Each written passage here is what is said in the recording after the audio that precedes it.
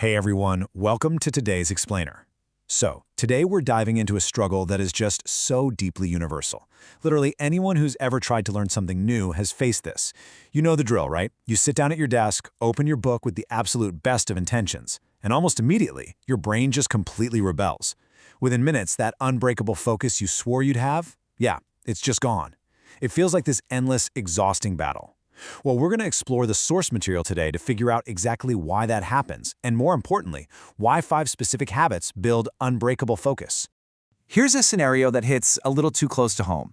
You're about 10 minutes into studying, you lose focus, and your brain is like, hey, I don't feel like doing this anymore. Let's just take a quick 5-minute phone break.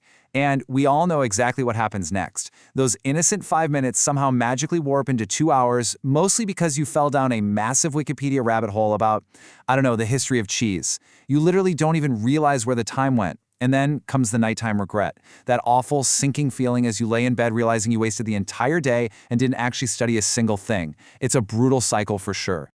But think about the contrast here for a second.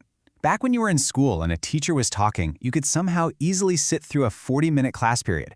The time just passed. But the second you're at home and you open a book, total focus breakdown in what, 5 to 10 minutes? So why is that? Well, it actually reveals a fundamental truth. Studying itself isn't the core problem. Actually, scratch that. If studying were the actual problem, you wouldn't have survived those 40-minute periods at school at all. So what's the real issue here? Well, that brings us to the first major hurdle, the instant distraction trap. The harsh reality is that the modern world has completely addicted our brains to instant entertainment. Our minds are just so used to these highly stimulating rapid-fire dopamine hits that any sustained effort, like reading a textbook or solving a complex problem, suddenly feels like this massive, unbearable burden. The truth is, you absolutely must train your brain to counteract this. If you don't actively train your own mind, studying is always going to feel impossibly heavy. You can't just cross your fingers and rely on sudden bursts of motivation. You need a framework that's actually rooted in psychology. And that leads us to our first solution. Habit 1, change your study identity. So most students get stuck in this endless loop of telling themselves, I just can't focus, or I really don't feel like studying. When you repeat that over and over, you slowly adopt it as your actual identity. Your brain just accepts this negative self-talk as absolute reality. You're basically programming yourself to fail before you even pick up a pen. Instead, you've got to flip the script and replace that negative loop with a new one. I am someone who studies daily. Now, this isn't just some fluffy positive affirmation. This is about handing your brain a brand new identity. When you define yourself as someone who studies daily, your brain actually begins to recognize focus not as this terrible chore, but as your natural default state. It's a real game changer. When you look at how this plays out in the real world, the difference between an average student and a highly successful one is huge. The average student waits for the right mood to strike, right? They sit around waiting for motivation to just magically appear. But successful students? They don't wait for a mood. They just sit down and study. Why? Because for them, studying isn't some optional activity that depends on how they're feeling that day. It's simply who they are. It's their identity. Moving right along, we get to habit 2, remove instant dopamine. So if changing your identity is the mental barrier, this one is the physical barrier. Like we touched on earlier, instant dopamine from our devices absolutely wrecks our concentration.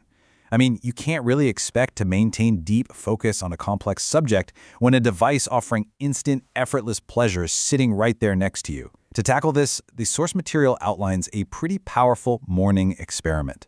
Here's how it works. Tomorrow morning, the exact moment you wake up, do not touch your phone. Instead, go straight to your study table and read for just 20 minutes.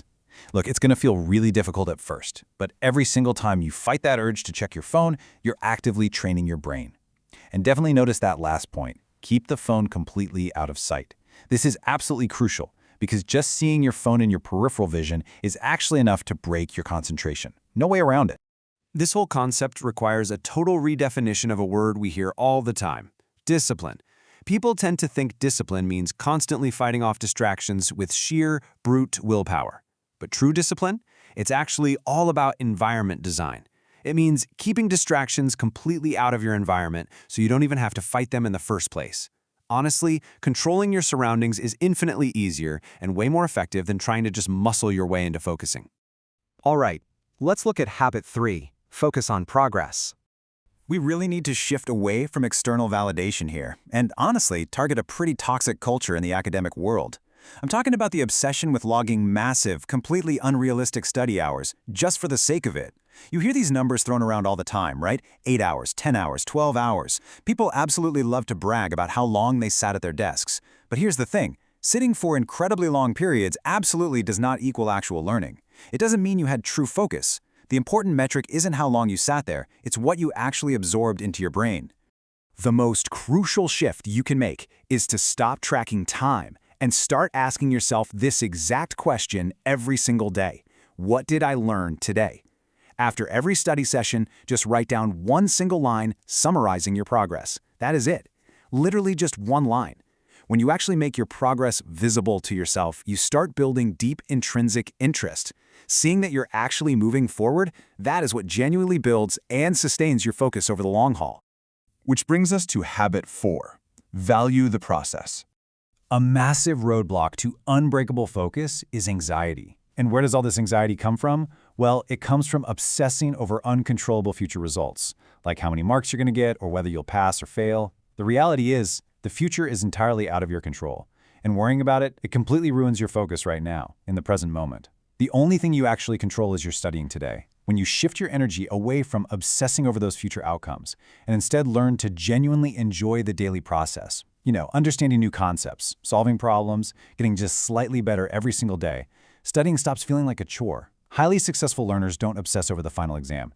They actually fall in love with the daily process of learning. And finally, we reach habit 5, consistency over perfection.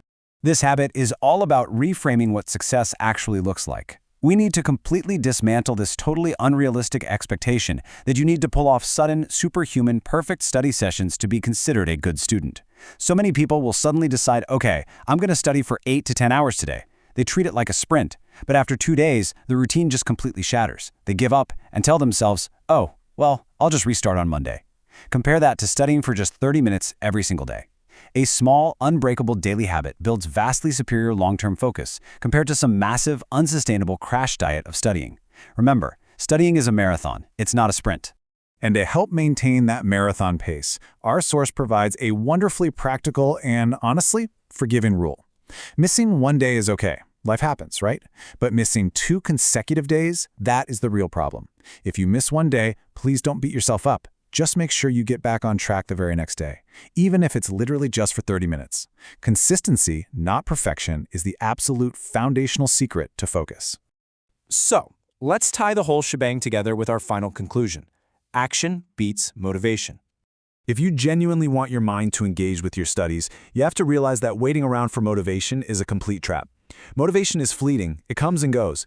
Building these structured habits is the only reliable way to turn studying from a heavy burden into a seamless lifestyle. Will it take time? Yes, for sure. But working on these habits every day will slowly transform exactly how your brain operates. Success doesn't come to those who sit around waiting to feel inspired. Success comes to those who do their work every single day, whether they feel like it or not. It's really all about shifting from being a passive, mood-dependent student into an active, habit-driven learner. So, I'll leave you with this. Are you going to keep waiting for motivation to magically strike, or are you going to take action and start building these 5 habits today? Don't wait for tomorrow, and definitely don't wait for Monday. Look at your environment, reframe your identity, and start small today. Thanks for hanging out with me for this explainer. I really hope these insights from the source material help you discover that unbreakable focus you've been looking for. Catch you next time.